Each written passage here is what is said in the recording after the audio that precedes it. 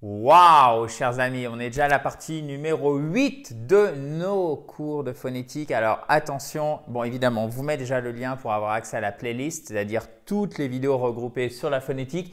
Je vous dis attention parce que ce n'est pas des cours académiques. Ok, alors on va faire de la phonétique pour faire de la phonétique. Non, on ne fait pas de la phonétique pour faire de la phonétique, on ne fait pas de la grammaire pour faire de la grammaire, on ne fait pas des choses ennuyantes pour que ça soit ennuyant parce qu'il faut le faire. Absolument pas. Le but du jeu ici, c'est que ça soit un outil facile pour améliorer votre accent. Pourquoi? Parce que vous le savez, chers amis, d'ores et déjà, la phonétique, c'est…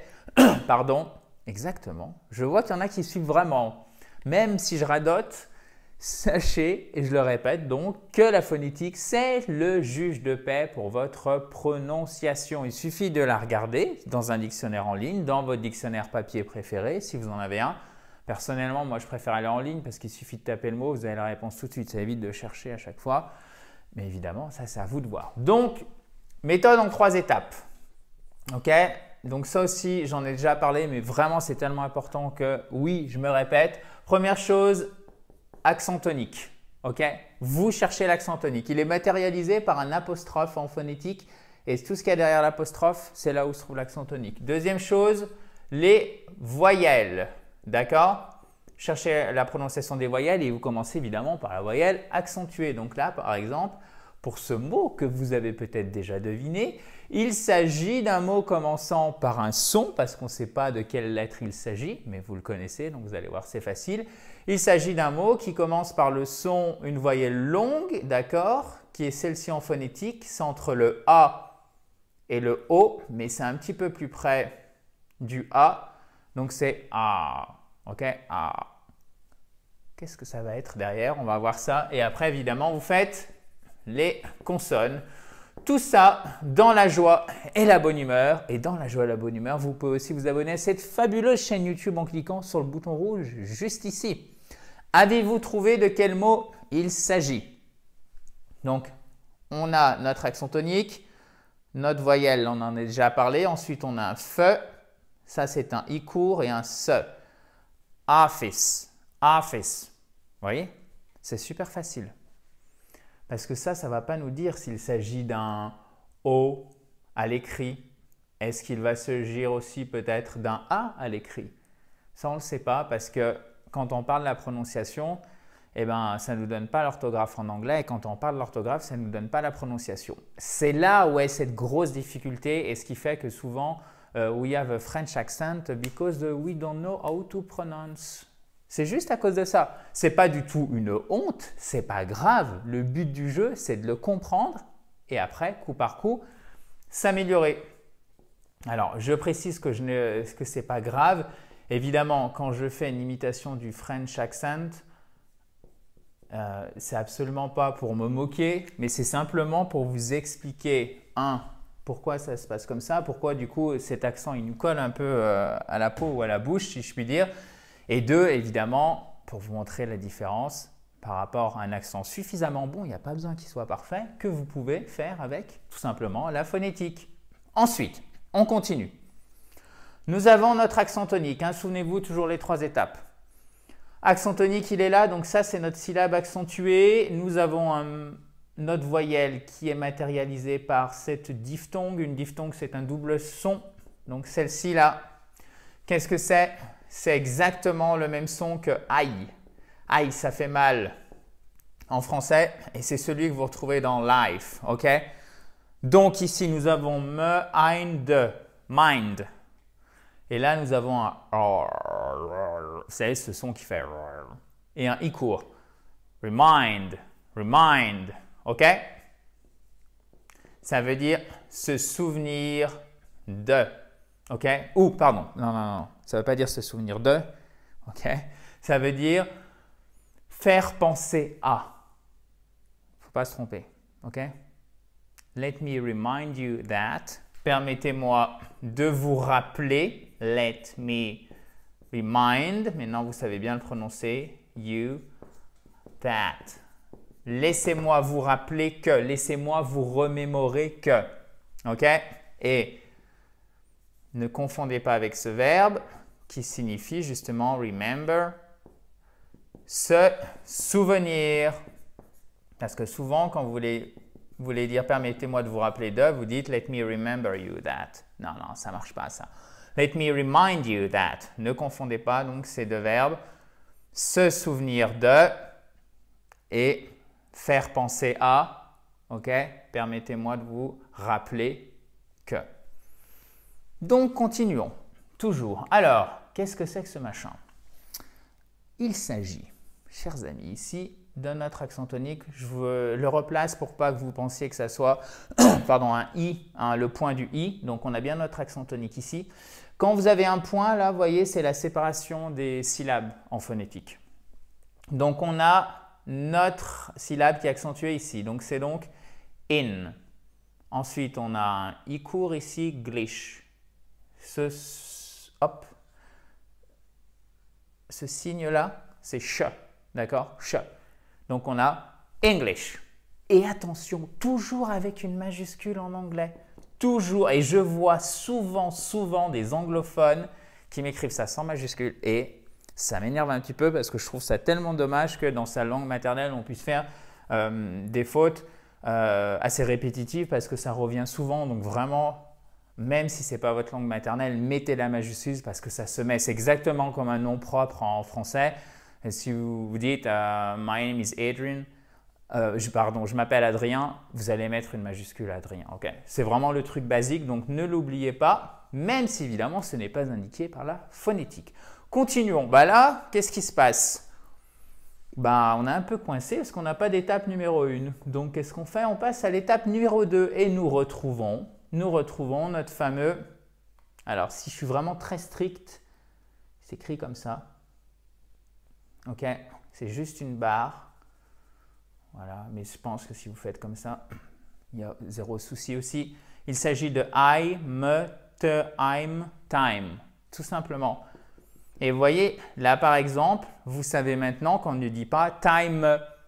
Le E à la fin ne s'entend pas. Pourquoi? Parce qu'en fait, si vous étiez en train de dire time, qu'est-ce que vous feriez? Vous feriez 2 syllabes, du coup, il y aurait un accent tonique.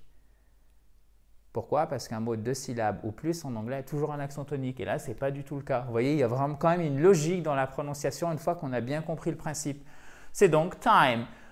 Oh, très, très intéressant. Très intéressant qui vient du mot français, ou en tout cas de l'ancien français, le délai. D'accord? Je vous ai vraiment aidé. Mais là, comme je vous le disais, la phonétique, ça sert juste à bien prononcer. On ne fait pas de la phonétique pour faire de la phonétique. Du coup, qu'est-ce qu'on a? On a notre accent tonique ici. Toujours l'accent tonique. Donc, cette syllabe, cette seconde syllabe est accentuée. Nous retrouvons ici une diphtongue. Alors, c'est celle-ci, mais ce n'est pas celle-là. Du coup, ça, c'est aïe. Qu'est-ce que ça peut être que ce machin, si je puis dire?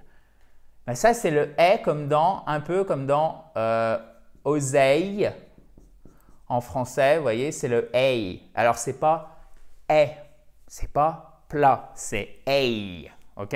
C'est un « ei ». C'est pas un « e » accent grave, c'est un « ei » comme dans oseille. Donc, on a « lay ». Ok? Et ici, on a deuxième étape, souvenez-vous, voyelle. On a un « i » court. Et après, au niveau des consonnes, mais en fait, les consonnes, c'est facile. C'est juste la structure qui tient l'ensemble. Généralement, c'est le plus simple à prononcer en français. De, i, lay. Lay, delay. C'est le retard. OK?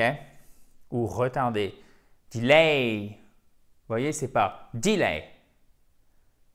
Delay. Et en plus, si vous mettez l'accent tonique au mauvais endroit, si vous le mettez sur la première syllabe, automatiquement, vous allez mal prononcer ici et vous allez prononcer comme ceci, comme un E accent grave, au lieu de bien faire la diphtongue. Donc, quand je vous disais précédemment qu'il y avait une certaine logique, là, elle y est. Pourquoi? Parce qu'automatiquement, si vous faites bien la diphtongue, pardon, je vais formuler dans ce sens pour que on respecte bien nos 3 étapes.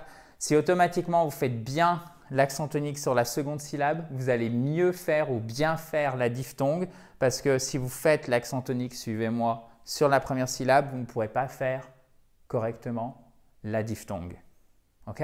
Ce qui nous donnera delay parce que si vous faites delay, Vous voyez, la seconde syllabe, eh ben, on ne peut pas faire delay. Parce que si je fais ma diphtongue, c'est quand même un son puissant, ce hey. Du coup, ben, je suis obligé de mettre l'accent tonique. Donc, ça fait vraiment bizarre. Ça ferait delay. Non, c'est delay. Vous voyez le principe? Une fois que vous avez compris ces mécanismes, que vous savez les décrypter grâce à la phonétique, vous savez prononcer suffisamment bien parce que nous, ce qu'on veut, ce n'est pas la perfection. On veut passer du very French accent au my accent is good enough. OK? Mon accent est suffisamment bon. À bas la perfection, oui aux choses suffisamment bien faites pour après s'en servir. Bon, premièrement, déjà pour s'en servir tout de suite pour pouvoir s'exprimer et être compris. Et deux, pour petit à petit s'améliorer. Ce n'est pas du tout le culte de la médiocrité, pas du tout. Entendez-moi bien, il s'agit de faire suffisamment bien pour avoir du plaisir parce que vous comprenez et vous arrivez à vous faire comprendre. Et deux, parce que c'est un marchepied, l'étrier pour mieux comprendre, vous améliorer votre accent petit à petit. Dernier mot. Alors, celui-ci, là, pour le coup, la phonétique prend tout son sens parce qu'on peut l'écorcher très très facilement. Il vient du mot français précédent, d'accord? Ou on peut le retrouver aussi, il est très proche de… Alors, il ne vient pas du mot français précédent, je vous raconte n'importe quoi. Il est très proche, il vient du mot, en tout cas c'est la même racine, prévoir. Et vous retrouvez encore ce préfixe pré dans le mot précédent pour désigner tout ce qui est avant. D'accord? Si je vous dis par exemple prévente, vous voyez, c'est ce qui est avant la vente, etc., etc. Préparation. OK? Donc là, on retrouve aussi. Sauf que là, nous en français, on dit pré et. Et en anglais, je vais vous le donner tout de suite, mais vous allez voir pourquoi. Si vous lisez ça, qu'est-ce que vous avez tendance à faire? Alors, il paraît quand on monte, on est dynamique. Ben là, pour le coup, c'est plus que du dynamisme. Mais du coup, vous avez tendance à dire previous, sauf que ce n'est pas ça en fait. Et pire, si vous dites previous, boum, accent tonique au mauvais endroit, première voyelle prononcée n'importe comment. Et là, la personne, elle vous dit « I'm sorry, what? Qu'est-ce qui se passe là? Je suis désolé, quoi? » OK? Donc, on reprend nos 1, 2, 3. Toujours, super simple. 1, 2, 3, guys. Accent tonique ici. OK, donc on a ici, c'est la partie accentuée. Qu'est-ce qu'on a ici? Deuxième étape, voyelle. Nous avons un i long. Ça, c'est un i long, donc ce n'est pas previous, mais c'est bien pre. Et après, on va voir the, i court, e atténué, se. Previous, previous. Et on passe de previous à previous. Vous voyez, écoutez juste. Fermez les yeux, faites-le avec moi, la différence entre previous et previous. Previous, previous.